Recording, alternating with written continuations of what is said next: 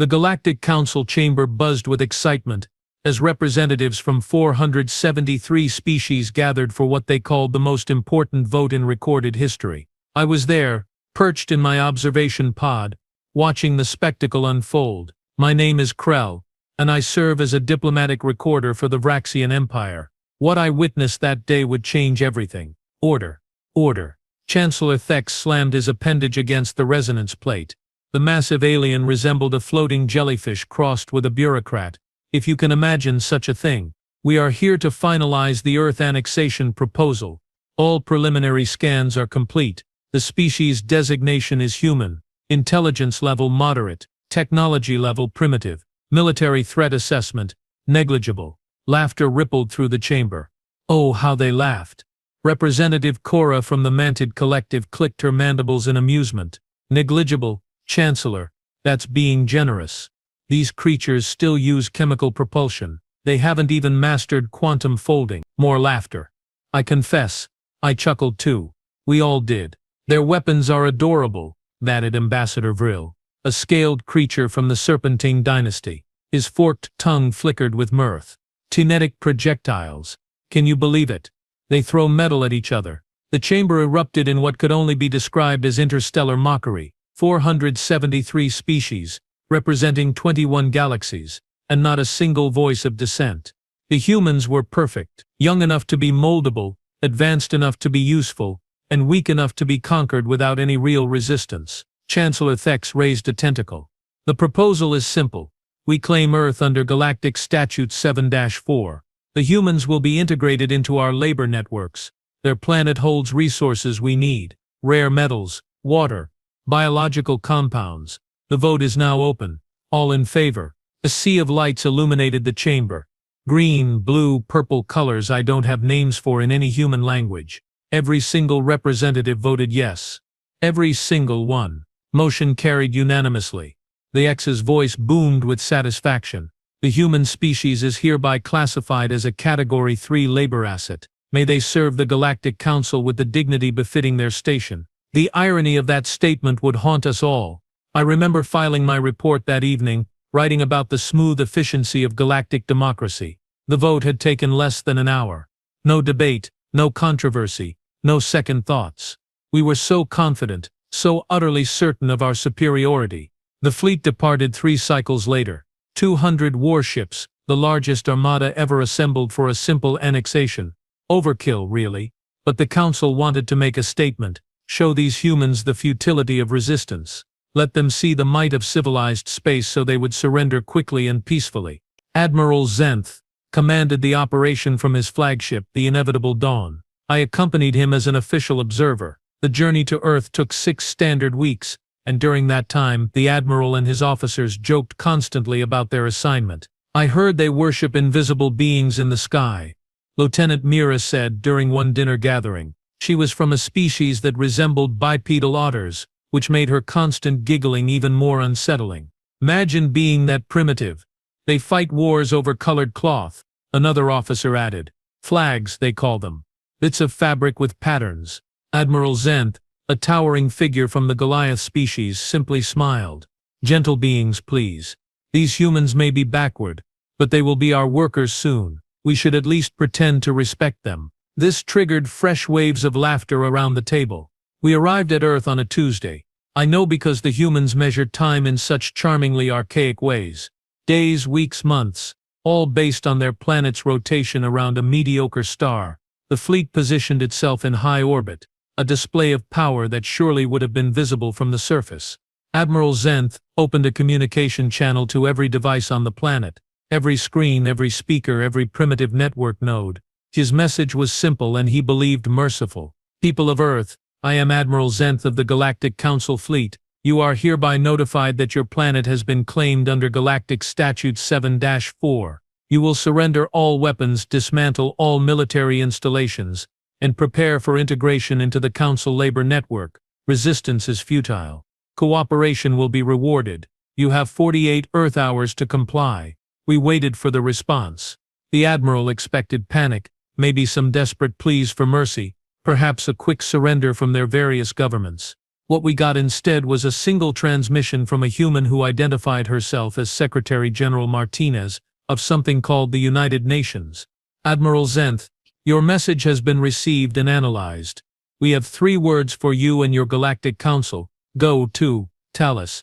The bridge fell silent. Had she just refused? Had this primitive species actually rejected our generous offer of servitude? Perhaps they didn't understand, Lieutenant Mira suggested weakly.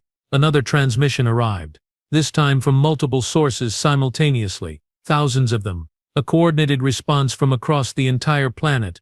We decline your invitation, one voice said. Earth is not for sale, added another. Come down here and try it, challenged a third. Admiral Zenth's face darkened. His species turned purple when angry, and he was rapidly approaching violet. Very well. If they choose the hard path, we will provide it.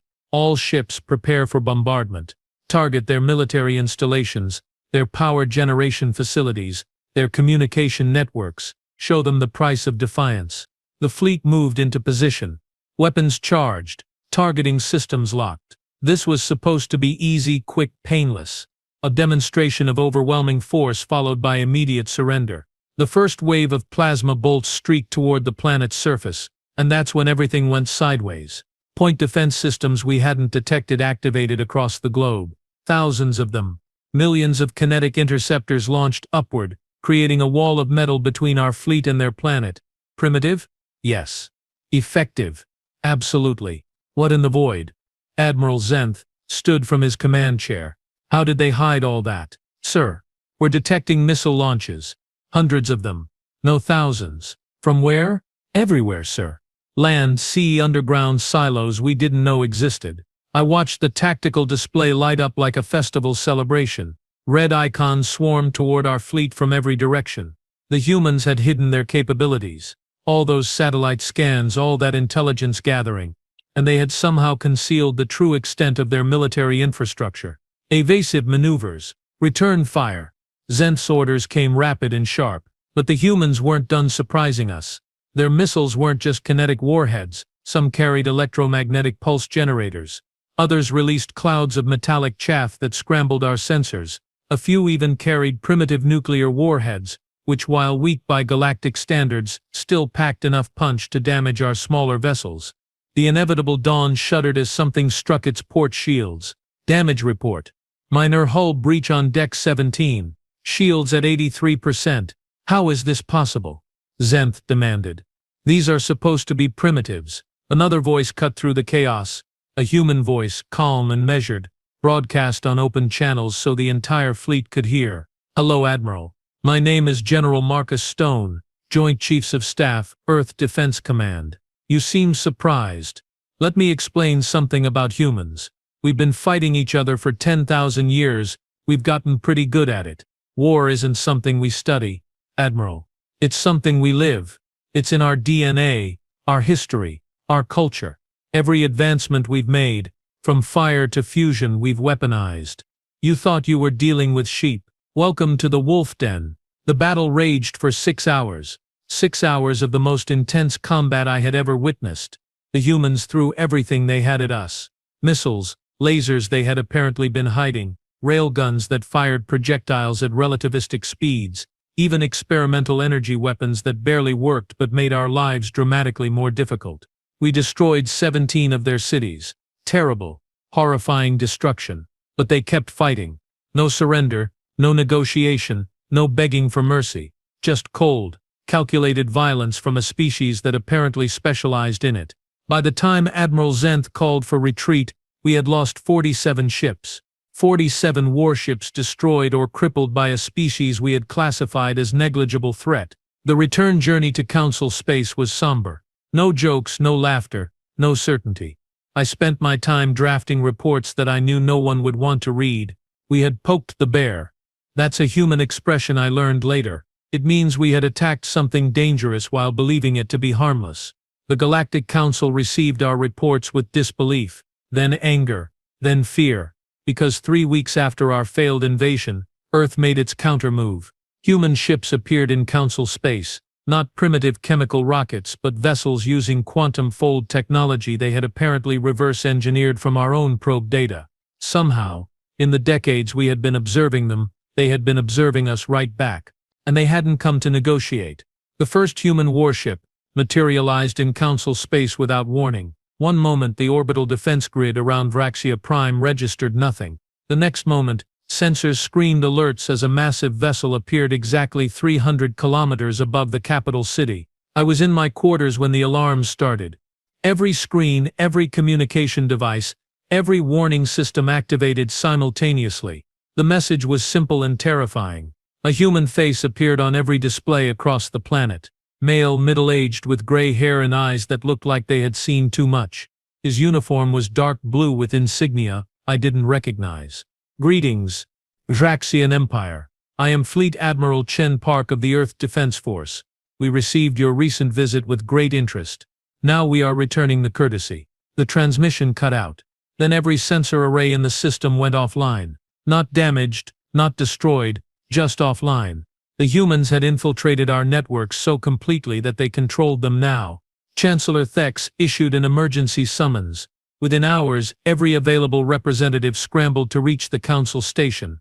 I arrived to find absolute chaos. Species that had never shown fear before were openly panicking. How did they get here so fast? Representative Cora's mandibles clicked frantically. They were primitive 3 months ago. They were never primitive. Ambassador Vril hissed. They were hiding, watching, learning. And we were too arrogant to notice. The chamber doors burst open.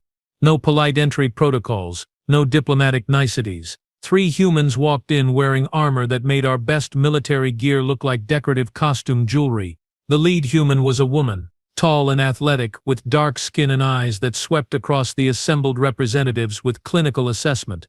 Her nameplate read Colonel Janet Williams, 1st Contact Division. Honorable representatives, she began, her voice carrying through the chamber without amplification. My government has sent me to deliver a message. Earth rejects your vote. We reject your laws. We reject your authority. And we are here to discuss terms. Terms, Chancellor Thex sputtered. You dare speak of terms? You are one planet. We are 473 species. Colonel Williams smiled. It was not a pleasant expression. Yes, 473 species. We've done our homework, Chancellor. Would you like to know what we learned? She activated a holographic display without asking permission. Data streamed across the chamber, visible to everyone. The Mantid Collective. Military strength, minimal. Your species evolved as hive builders, not fighters. Threat assessment, low. The Serpentine Dynasty. Excellent strategists, terrible at improvisation. You script your battles like theater performances.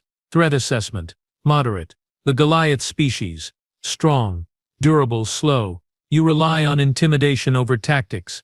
Threat assessment, manageable. She continued through the list. Every species, every strength, every weakness, laid bare for all to see. Decades of intelligence gathering compressed into a brutal 15-minute presentation. How long? I found myself asking. How long have you been watching us? Colonel Williams turned those calculating eyes toward me.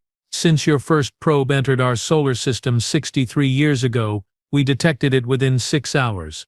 We've been tracking every Council ship, every sensor sweep, every data collection mission since then. You thought you were observing us? We were studying you. The chamber erupted in angry voices, demands for explanation, threats that rang hollow now. Chancellor Thex called for order, his appendages flailing. Enough. What do you want, Colonel Williams? First, reparations for the 17 cities you destroyed. Second, formal recognition of Earth as a sovereign world with full diplomatic immunity from Council law. Third, technology sharing agreements on our terms, not yours. Fourth, a complete overhaul of your ridiculous statute that allows species enslavement. And fifth, an apology. An apology? Representative Cora laughed, a sharp, brittle sound. You expect us to apologize? Yes, Williams replied calmly. A formal apology from every species that voted to enslave my people, recorded, published, and distributed across all Council networks. Absolutely not. The X slammed his appendage down. We are the Galactic Council. We do not apologize to primitives. Then let me show you what this primitive species can do. Williams made a gesture. The holographic display changed. It now showed real-time feeds from orbit around every major Council world, dozens of them, maybe hundreds, and above each planet, hanging in threatening silence, were human warships. The chamber fell dead silent. Those ships carry enough firepower to sterilize continents, Williams continued. We don't want to use them. War is expensive, messy, and ultimately unsatisfying. But make no mistake, we will use them if forced. You voted unanimously to enslave Earth. Fine. That was your choice. Now you face the consequences of that choice. Admiral Zenth entered the chamber, his purple skin now pale gray. Chancellor, I have confirmed reports. Human vessels have appeared in 78 Council systems simultaneously. They are not transmitting threats, not taking aggressive action. They are simply there, waiting. How many ships? The X asked weakly. We estimate 3,000 minimum. Possibly more. They appeared without warning using technology our sensors cannot track. 3,000 warships. Earth had built 3,000 interstellar warships in the 3 months since our failed invasion. The implications were staggering. The resources, the manufacturing capacity, the coordination required. You couldn't have built all those ships in 3 months, I said. Williams glanced at me again. You're right. We started building them 40 years ago. The moment we detected your first probe, we knew eventually someone would come. We prepared, every nation on Earth contributed. Every factory, every scientist, every resource we could spare went into preparing for this day. You want to know what makes humans special? It's not our weapons. It's not our technology. It's our ability to cooperate when threatened. 473 species and you can't agree on lunch. 7 billion humans and we united for survival. Chancellor Thex slumped in his elevated platform. Around the chamber, representatives whispered frantically among themselves. The calculus had changed completely. This wasn't about controlling a primitive species anymore. This was about survival. What guarantee do we have that you won't simply conquer us? Ambassador Vril asked quietly. None, Williams answered honestly. Just like we had no guarantee you wouldn't enslave us. The difference is we don't want an empire. We want to be left alone. We want to trade, learn, maybe even be friends eventually. But we will not be slaves. We will not be conquered. And we will not forget that every species in this chamber voted to destroy our freedom. The vote was legal under council law, Cora protested weakly. Your law, not ours. Here's the thing about humans, representative. We have a saying, don't start nothing, won't be nothing. You started something, now you deal with the consequences. The negotiations took 6 weeks. 6 weeks of tense discussions while human warships maintained their silent vigil over council worlds. Some species wanted to fight.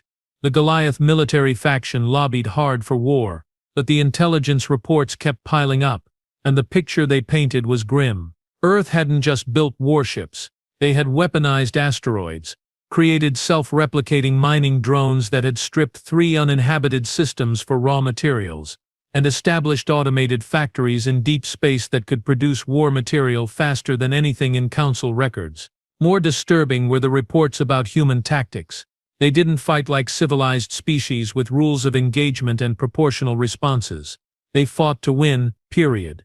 Every battle simulation showed the same result. Council forces might win individual engagements, but humans would escalate beyond any rational limit. They would sacrifice their own ships, their own lives to achieve objectives. They didn't surrender. They didn't retreat. They adapted, learned, and came back stronger. They are insane, one military advisor told Chancellor Thex during a closed session. I listened from my recorder station. Every conflict scenario ends the same way. Total war. They will accept nothing less than complete victory or complete annihilation. There is no middle ground with these creatures. In the end, the Council agreed to every demand. Reparations were paid. Earth received sovereign recognition. Technology sharing agreements were signed, heavily favoring human interests. The enslavement statute was abolished after 4,000 years of standard practice. And the apologies. Oh, those were humiliating. 473 species, one by one, formally apologized to humanity for attempting to enslave them. The recordings were broadcast across all council networks. Children in schools throughout civilized space would learn about the day the mighty Galactic Council bowed to a single planet. The ceremony took place on Earth. Neutral ground, the humans called it. I traveled there with Chancellor Thex and a delegation of representatives. We landed at a facility in Geneva, one of the cities we hadn't destroyed. Humans lined the streets as we traveled to the assembly hall. They didn't cheer. They didn't cheer. They simply watched, silent, evaluating, remembering. Their eyes followed us with expressions I couldn't quite read. Not hatred, not forgiveness. Something else. Something that said, this is not over. This is just beginning, and we will never forget what you tried to do. The apology ceremony was brief and painful. Each representative stepped forward, stated their species' name, and delivered the scripted apology. Some managed dignity. Others barely concealed their resentment. All of them understood the reality. Earth had beaten the Galactic Council without destroying a single Council world. They had won through preparation, intelligence, and the credible threat of overwhelming violence. After the ceremony, I found myself alone in an observation room overlooking the city. Geneva had been rebuilt in the 3 months since our bombardment. Human resilience, on full display. Colonel Williams approached, carrying 2 glasses of something amber-colored. Whiskey, she explained. Traditional human drink. Peace offering. I accepted it cautiously. Why didn't you destroy us? You could have. Your fleet could have wiped out every Council world before we mounted a defense. Because that's not who we are. Williams replied. We're not conquerors. We're survivors. You taught us a valuable lesson, Krell. Yes, I know your name. You taught us that the universe is hostile. That strength is the only language truly understood out here.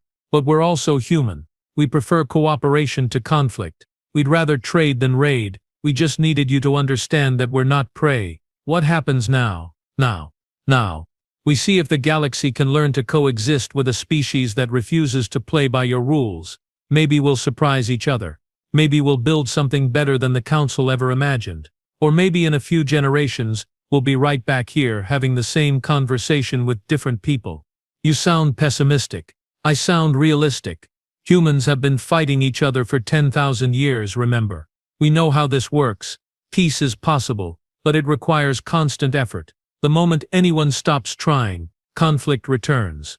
I sipped the whiskey. It burned going down, harsh and unpleasant. Exactly like the lesson we had learned. The Galactic Council survived, though diminished in authority and prestige. Earth became a major power seemingly overnight. Human traders, explorers, and diplomats spread through Council space. Some species embraced them. Others maintained wary distance. All of them remembered the vote. As for me, I continued my work as a recorder. But now I had a new purpose. I documented the human integration into galactic society. I watched them carefully, because everyone needed to understand what we had unleashed. We had voted to enslave Earth.